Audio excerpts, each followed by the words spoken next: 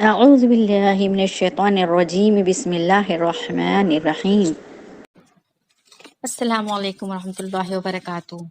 الحمد للہ وکفی وسلام علی عبادہ الذین اصطفی نحمدہ ونصلی علی رسولہ الکریم اما بعد فاعوذ باللہ من الشیطان الرجیم بسم اللہ الرحمن الرحیم۔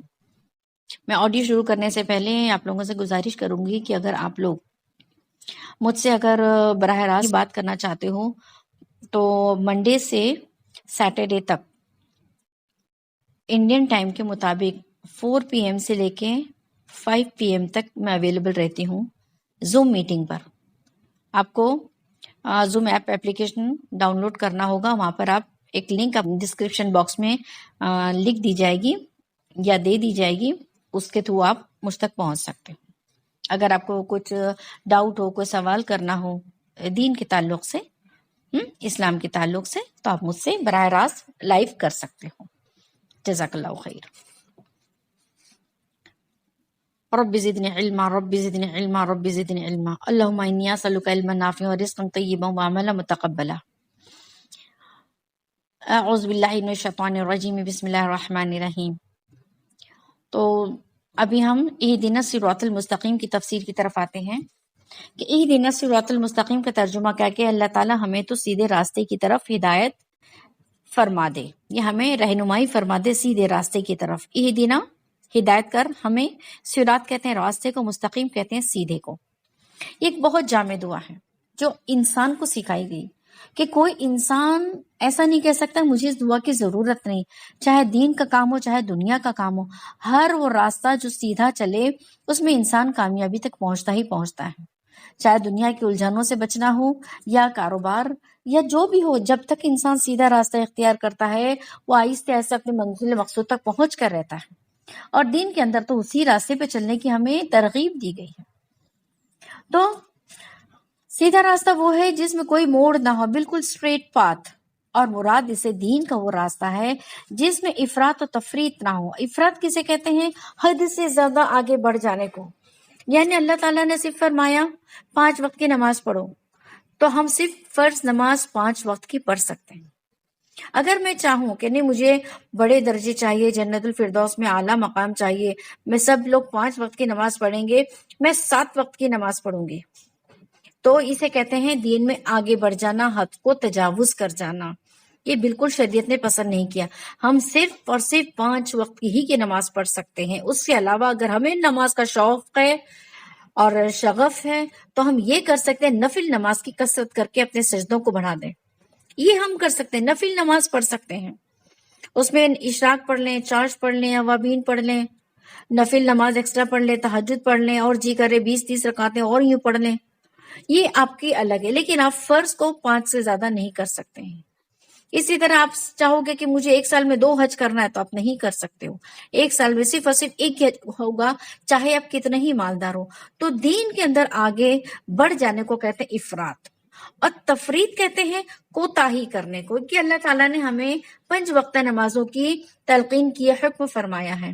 ہم 5 وقت کی بھی نماز بھی نہ پڑھتے ہوئے صرف 2 وقت کی نماز پڑھے، 3 وقت کی نماز پڑھے، اسے کہتے ہیں تفریط، یعنی کوتاہی کرنا۔ اور آگے اللہ تعالیٰ نے جو آگے کی جو 2 آیتیں ہیں اس کے اندر اللہ تعالیٰ نے ہمیں صراط مستقیم کا ایڈریس دے دیا ہے۔ سب سے پہلے اللہ نے بتا دی کہ دین کے اندر نہ تم حد سے تجاوز کر جانا، نہ حد سے پار ہو جانا، نہ حد سے آگے بڑھ جانا، اور نہ اتنی کمی کرنا کہ تم اتنے مالدار ہو لیکن ایک حج بھی نہ کرو، تم پر زکوٰۃ فرض ہے لیکن تم زکوٰۃ بھی نہ دو، یہ کوتاہی کرنا ہے، یا دین کی بات نہ ماننا، یا اللہ کے احکام کی نافرمانی کرنا ہے۔ بالکل شریعت نے اسے پسند نہیں کیا ہے۔ صراط مستقیم پر جو چلے گا وہ افراط سے بھی بچے گا اور تفریط سے بھی بچے گا۔ اسی لیے ایک مستقیم راستہ، درمیانی راستہ، بس 5 ٹائم کی نماز پڑھ لو، آپ کی جنت میں جانے کے لیے انشاءاللہ العظیم کافی ہو جائے گا۔ ایک دیہاتی شخص آتا ہے۔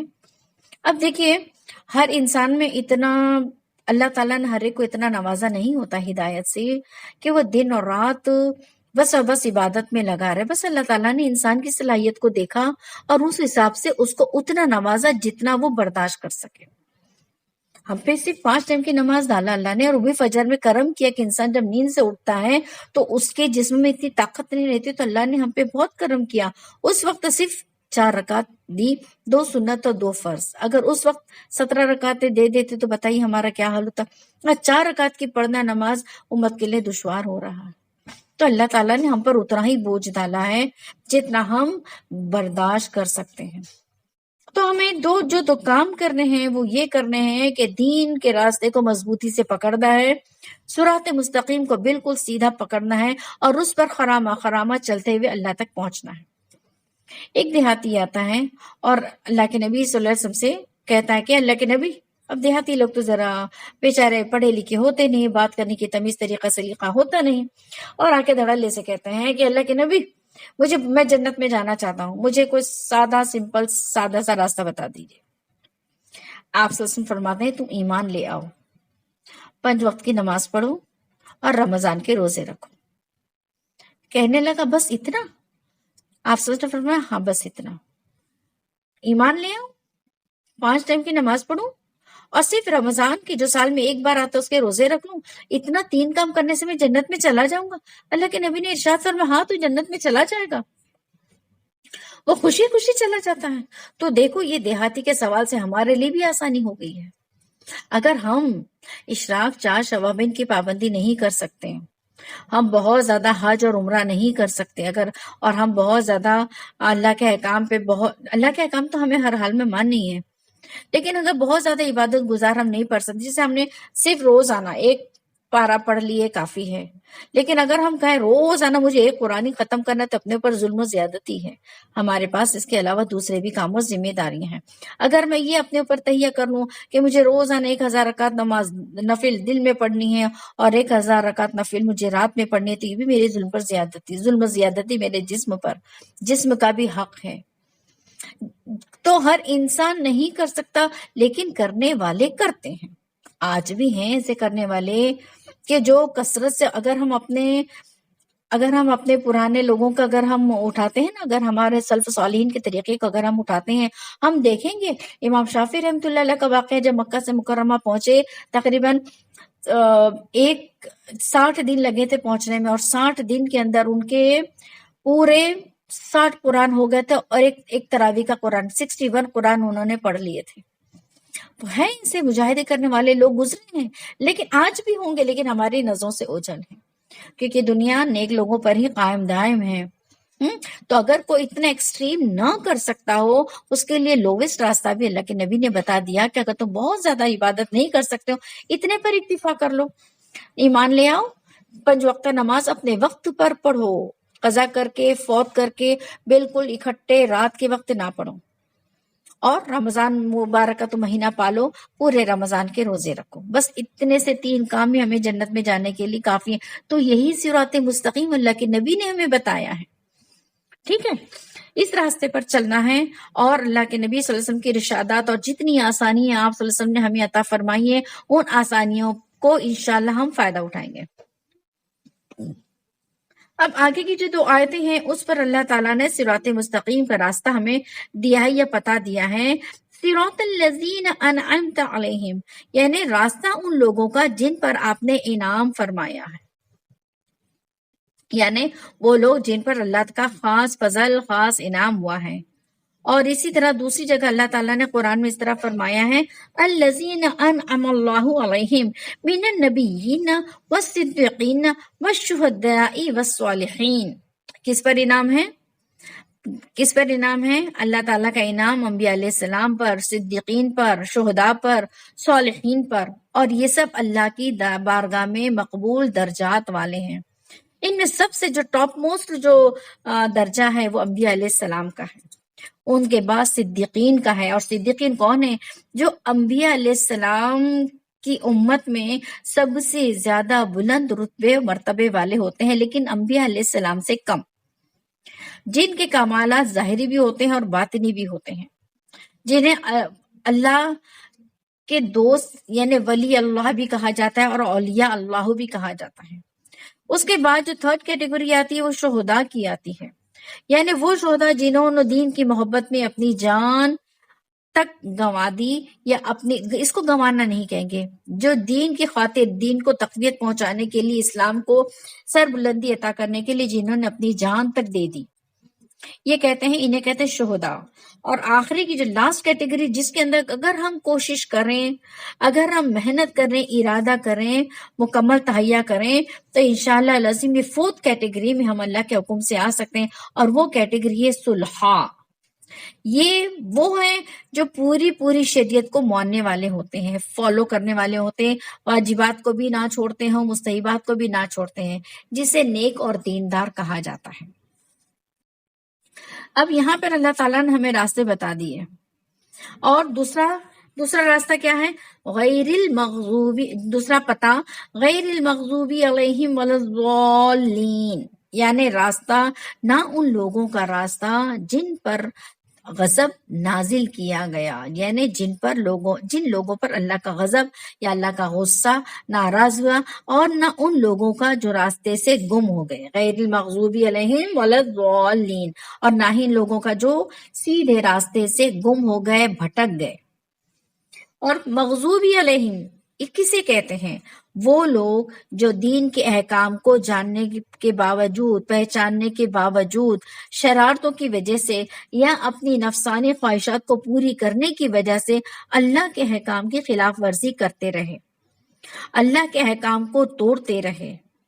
جیسے کہ یہودیوں کو اگر دیکھ لیا جائے، یہودیوں کا حال کہ اللہ تعالیٰ نے انہیں کتنا نوازا تھا، اتنا نواز، جب ہم سورہ بقرہ پڑھیں گے تب ہم کو سمجھ میں آئے گی کہ یہودیوں پر اللہ نے کتنا کچھ انعام کیا تھا، کتنی اپنی رحمتوں کی بارش کری تھی، لیکن باوجود ان لوگ اس ذلیل دنیا کے فائدے کے خاطر، دنیا کی حکومت، مال، دولت، سونا چاندی جمع کرنے کی خاطر انہوں نے دین کو قربان کرتے رہے اور انبیاء علیہ السلام کی توہین پہ توہین کرتے رہے۔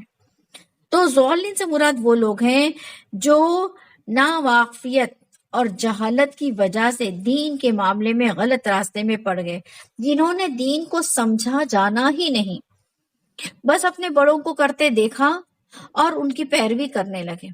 اپنے بڑوں کو دیکھا کہ یہ لوگ جو ہے چراغ جلا رہے ہیں ہر جمعرات کو، انہوں نے ان کی تحقیق نہیں کی یہ جو چراغ جلا رہے ہو کس کے نام کا چراغ ہے۔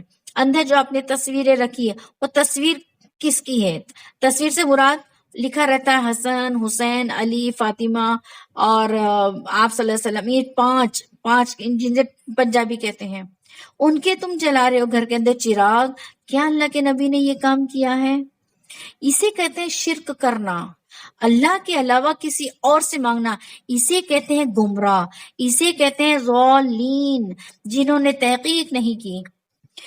تحقیق نہیں کی اور اپنے گھر والوں نے جو پیروی کری اسی پیروی کو آگے فارورڈ کرتے رہے، اور اس پر خود بھی رہے، عمل درآمد کرتے رہے، اپنے بچوں کو بھی کرواتے رہے، ان کی نسلیں اسی کام میں چلی گئی، اور مسلمان ہونے کے باوجود شرک کے عظیم بڑے گناہ کے اندر پڑ کے اپنے آپ کو ہمیشہ کے لیے ہلاک کر دیا۔ کلمہ ضروری، ہم سب سے زیادہ ناپسندیدہ کام اگر اللہ کو ہے ناپسندیدہ کام تو وہ ہے شرک۔ بس اللہ نے فرما دیا میں ہر گناہ کو معاف کر دوں گا لیکن شرک کے گناہ کو معاف نہیں کروں گا۔ سوچ لیجئے، یہ ہے گمراہ لوگ۔ پھر اسی طرح بہت سے لوگ قبر پرستی والے ہیں، قبر پہ جات کے منتیں مانتے ہیں، کہتے ہیں وسیلہ لگاتے ہیں۔ اللہ کی وہ ذات ہے جو کسی وسیلے کی محتاج نہیں۔ حدیثوں میں آتا ہے کہ جب بندہ نماز کے لیے کھڑا ہوتا ہے تو اس کے سامنے اللہ تبارک و تعالیٰ اور بندے کے درمیان کے سارے پردے ہٹ جاتے ہیں۔ بندہ سورہ فاتحہ پڑھتا رہتا ہے اور اللہ اس کا جواب دیتے رہتے ہیں، بندہ قرآن کی آیت پڑھتے رہتا ہے اور اللہ جواب دیتے رہتے ہیں۔ حدیثوں میں آتا ہے ہر فرض نماز کے بعد دعائیں قبول ہوتی ہے، اذان کے بعد دعائیں قبول ہوتی ہے، تہجد کے وقت دعائیں قبول ہوتی ہے، رات کے پہر کسی وقت بھی آنکھ کھل جائے دعا قبول ہوتی ہے، اتنی ساری دعا کے جمعہ کے دن 24 گھنٹہ دعا قبول ہوتی ہے، پورے رمضان کے دن اور رات دعائیں قبول ہوتی ہیں، جب دل دکھ جائے دعا قبول ہوتی ہے، جب چوٹ لگ جائے دعا قبول ہوتی ہے۔ کتنے مواقع جہاں پہ قبول ہوتی ہے۔ اب یہاں پر کہاں آپ کو کسی وسیلے کی ضرورت پڑ رہی ہے؟ اللہ کے نبی نے منع فرمایا ہے میرے بعد میری قبر کو عیدگاہ نہ بنا لینا۔ اس سے مراد کیا ہے؟ اس کے اندر پھول ہار چڑھانا، پھر جشن منانا، پھر عروس بنانا، میرے ساتھیوں یہ سب غلط پیروی ہے، یہی ہے گمراہ، یہی ہے ضالین کا مراد۔ اسی سے مراد ہے کہ تم اللہ سے نہ مانگتے ہوئے، دیکھو واجپئی نے کیا کہا تھا، ہندو تھا، کافر تھا، اس نے کہا مسلمانوں میں ہم میں کیا فرق ہے، ہم کھڑے کو مانتے ہیں اور یہ لیٹے کو مانتے ہیں، یعنی ہم مورتیوں کو مانتے ہیں جسے ہم نے نصب کیا جو کھڑی ہیں، اور یہ لیٹے یعنی قبر پرستی کرتے ہیں۔ بتا، ایک کافر کہہ رہا ہے، وہ ایک کافر ایمان والے کو اپنے ساتھ ملا کے تشبیہ دے رہا، کھلے عام دے رہا، ڈنکے کی چوٹ پر دے رہا ہے۔ ہم کہہ سکتے ہیں کہ نہیں ہم نہیں کرتے، نہیں ہم تو کر رہے ہیں، ہم تو وہاں جا کے ہم اپنے دیوی دیوتاؤں کے سامنے ہم ناریل پھوڑتے ہیں، ان کے سامنے ہم مٹھائیاں رکھتے ہیں، ان کے اوپر ہم پھول و ہار کا چڑھاوا کرتے ہیں، تم بھی یہاں پہ وہی کر رہے ہو۔ تو یہ کیا ہے؟ یہی گمراہی ہے، یہی گمراہی ہے۔ اسی گمراہی سے روکنا ہے ہمیں، اپنے بھائیوں کو، اپنی بہنوں کو ہمیں روکنا ہے، کیونکہ اللہ نے فرما دیا وَلَضَّالِّينَ، یہی وہ لوگ ہیں جو سیدھے راستے سے چلتے چلتے بھٹک گئے، یہی وہ لوگ ہیں جو اللہ کی نافرمانی میں حد سے زیادہ تجاوز کر گئے ہیں۔ تو ہم نے اللہ سے وہی دعا مانگی، غیر مغضوبی، نہ ہمیں ان لوگوں میں بنا جن پر تیرا غصہ نازل ہوا۔ اللہ کا غصہ کس پر نازل ہوگا؟ جو شرک کرے گا، اللہ کے سوا کسی اور کے آگے ہاتھ پھیلا کے اس کو حاجت روا، مشکل کشا کر کے پکارے گا۔ بالکل یہ غلط چیزیں ہیں۔ شریعت میں صرف اور صرف اللہ سے مانگنا ہے، ہم صرف اللہ سے مانگیں گے، ہمیں اللہ سے مانگنے کے لیے کسی واسطے کی ضرورت نہیں، کسی وسیلے کی ضرورت نہیں ہے۔ ہم نماز پڑھ لیں، اللہ کے آگے ہاتھ اٹھا کے دعا مانگے، اللہ دعا قبول کر لیتے ہیں، ہمیں کسی واسطے وسیلے کی ضرورت نہیں۔ اللہ کے نبی صلی اللہ علیہ وسلم سے کبھی بھی یہ چیز ثابت نہیں ہے، صحابہ سے بھی یہ چیز ثابت نہیں ہے، ہمیں صرف وہ کام کرنا ہے جو اللہ اس کے نبی صلی اللہ علیہ وسلم نے کہا ہے۔ اور یہی وجہ ہے کہ جو نہ معلوم ہونے کی وجہ سے، نا واقفیت کی وجہ سے اور جہالت کی وجہ سے دین کے معاملے میں غلط راستے میں پڑ جانا، اسی کو کہتے ہیں۔ اور دین نے جو حدیں مقرر کی ہے ان حدوں سے نکل کر باہر چلے جانا۔ جیسے کہ عام طور پر نصارہ تھے، انہوں نے نبی کی تعظیم اتنی کی، اتنی کری، اتنی بڑھ لی کہ انہوں نے نصارہ یعنی کرسچنز، انہوں نے نبی کو معاذ اللہ ہزار ٹائم نعوذ باللہ نعوذ باللہ نعوذ باللہ، انہیں نبی کو اللہ کا بیٹا بنا دیا۔ یہودی نے عزیر علیہ السلام کو اللہ کا بیٹا بنا دیا، اور یہ مشرکین مکہ نے فرشتوں کو اللہ کی بیٹیاں بنا دی۔ کتنے بڑے بڑے بہتان اللہ پہ لگا دیے، جبکہ اللہ تعالیٰ فرماتے ہیں کہ میں واحد ہوں، میں قہار ہوں، کہ میں اکیلا ہوں، میں اکیلا ہوں، میرا کوئی ثانی نہیں، میں تنہا مالک ہوں۔ قل هو اللہ احد، اللہ نے خود یہ آیت اتار دی ہے۔ اب یہاں پر ہم ایک حدیث کے ساتھ میں اپنی بات کو ختم کرنا چاہوں گی کہ نبی کریم صلی اللہ علیہ وسلم نے صحابہ کرام کو خبر دی کہ پچھلی امتوں کی طرح میری امت میں بھی 73 فرقے ہوں گے، اور صرف ایک فرقہ جو ہے وہ حق پر ہوگا، اور وہی فرقہ جنت میں جائے گا، باقی تمام 72 کے 72 فرقے جہنم میں چلے جائیں گے۔ صحابہ کرام نے دریافت کیا وہ کون سی جماعت ہے جو جنت میں جائے گی؟ اس پر آپ صلی اللہ علیہ وسلم نے فرمایا کہ یہ وہی لوگ ہیں جو حق پر ہوگی، یہ وہ جماعت ہوگی جو حق پر ہوگی، جو میرے اور میرے صحابہ کے طرز پر ہو، یعنی میری طرز پر صحابہ کرام نے ہو بہو آپ صلی اللہ علیہ وسلم کی اطاعت و فرما برداری کری۔ اب جو کوئی آپ صلی اللہ علیہ وسلم اور صحابہ کرام کی اطاعت و فرما برداری کرے گا، صرف اور صرف وہی جنت میں جائے گا۔ باقی میں سید گھرانے سے تعلق رکھتی ہوں، میں مومن گھرانے سے، میں انصاری سے، میرا نام چاہے تو عائشہ ہو، چاہے میرا نام خدیجہ ہو، چاہے میں کتنی اپنے آپ کو مسلمان کہوں، لیکن اگر اللہ تعالیٰ کے پاس جو ٹیسٹ کا جو میجرمنٹ ہے، اگر اس ٹیسٹ میں 100% نہیں اترتی، اللہ ہی میرا محافظ ہے۔ اگر میں نے ہر وہ کام جو اللہ نے کرنے کا حکم دیا تھا اپنے آپ کو میں نے روک کے رکھا، بالکل دھیان میں رکھنا، اگر کوئی انسان یہ سمجھ لے کہ میں ڈاکٹر کی کتاب پڑھ لوں گی تو میں ڈاکٹر بن جاؤں گی، تو اس کی بہت بڑی جہالت ہے۔ اس ڈاکٹر کی کتاب کو سمجھانے کے لیے کسی بڑے ماہر ڈاکٹر کی ضرورت پڑے گی، اس کے بعد تمہیں ایک ڈیڈ باڈی کی ضرورت پڑے گی، جو آپ نے پڑھا ہے اس کو پریکٹیکلی طور پر کر لو، اس کے بعد آپ کو 1-2 سال لوگوں کا علاج کرنا ہوگا، جس میں وہ کوشش کرنی ہوگی کہ اب کیا سے کسی کی موت نہ واقع ہو جائے، اس کے بعد آپ کو یہ ڈگری دی جائے گی ڈاکٹر کی۔ تو کوئی انسان کیسے اپنے آپ کو ماہر سمجھ سکتا ہے کہ قرآن کو بغیر پڑھے سمجھے کسی سے علم حاصل کرے بغیر وہ کیسا اپنے آپ کو اس چیز کا ماہر سمجھ سکتا ہے؟ اتنی بڑی کتاب ایک ماہر کی ضرورت ہوتی ہے، جس کے معنی مفاہیم ہم کو سمجھنے ہوتے ہیں، جسے کسی کو سمجھانا ہوتا ہے۔ تو قرآن کا جو ہے یہاں پر جو ہماری الحمدللہ سورہ فاتحہ کی تفسیر تو اللہ کے فضل سے ختم ہو گئی۔ اب ہماری کوشش کیا ہونی چاہیے کہ اس تفسیر پر عمل کریں۔ جب بھی ہم قرآن پڑھیں، نماز پڑھیں، جب بھی نماز پڑھیں تو اس پوری تفسیر کو دھیان میں رکھ کے پڑھنے کی کوشش کریں، اور اللہ سے بار بار دعا کریں کہ اللہ تعالیٰ دنیا اور آخرت کی دونوں جہاں کی کامیابی سے ہمیں تو نواز دیں۔ صرف دنیا کی کامیابی کو نہیں مانگنا بلکہ دونوں جہاں کی کامیابی کی دعا اللہ سے کرنا۔ الحمدللہ رب العالمین، الحمدللہ اول و آخر و ظاہر و باطن، وآخر دعوانا ان الحمدللہ رب العالمین۔ سبحان اللہ و بحمدہ، سبحانک اللہم و بحمدک، نشہد ان لا الہ الا انت، نستغفرک و نتوب الیک۔ السلام علیکم و رحمۃ اللہ وبرکاتہ۔